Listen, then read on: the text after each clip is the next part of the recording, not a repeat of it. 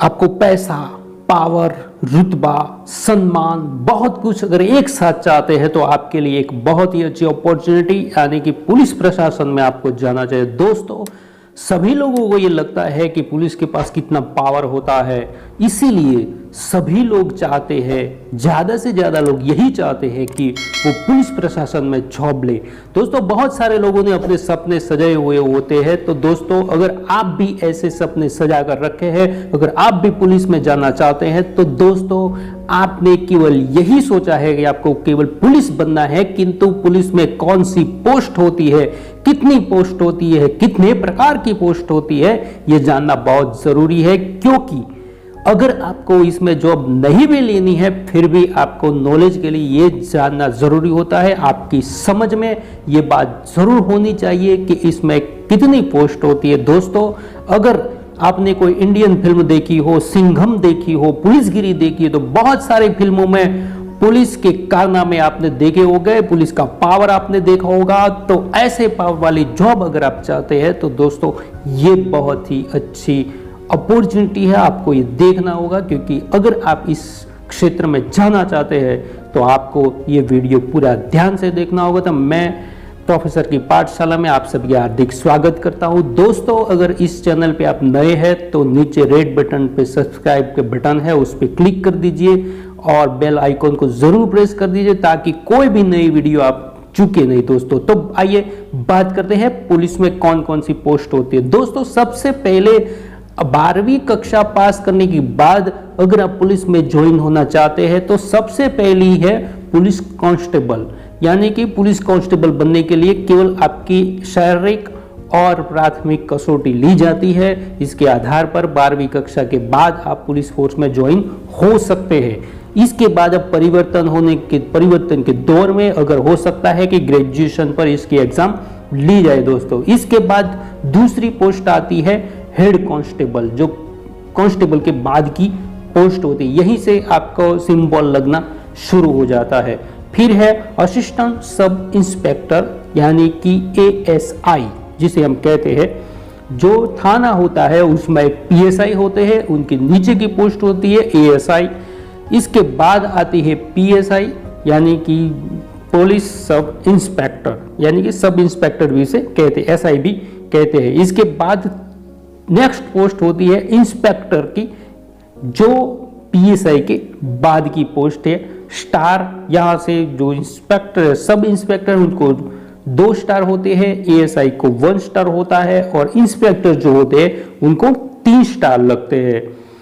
इसके बाद deputy superintendent of police यानी कि DSP। दोस्तों, यहां से मैं आपको एक बात बताना चाहूंगा, PSC की जो एग्जाम होती है, PSC यानी कि पब्लिक सर्विस कमीशन, यानी कि जैसे गुजरात हो तो गुजरात पब्लिक सर्विस कमीशन होती है, दूसरे स्टेट में उसकी PSC होती है।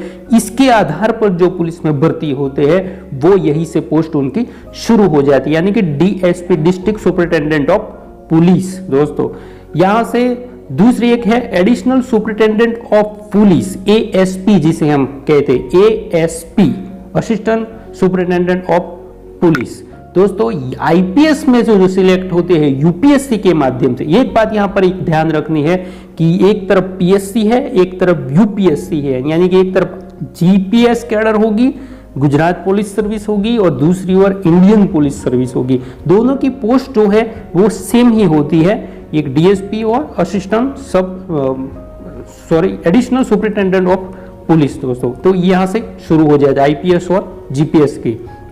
इसके बाद एक पोस्ट होती है सुपरिटेंडेंट ऑफ पुलिस SP जिसे हम कहते हैं, जो पूरे जिले की जिम्मेदारी जिस पर होती है SP यानी सुपरिटेंडेंट ऑफ पुलिस। ये IPS की कैडर यहीं से शुरू हो जाती है। दोस्तों, IPS और GPS में फर्क यह है कि IPS में प्रमोशन होने में बहुत देर लगती है, किंतु GPS में प्रमोशन में देर लगती है, IPS में प्रमोशन में देर नहीं लगती है, क्योंकि IPS वाले जो होते हैं उनका प्रमोशन जल्दी जल्दी होता है। दोस्तों, ये चीज लिए SP के बाद आती है SSP यानी कि सीनियर सुपरिटेंडेंट ऑफ पुलिस।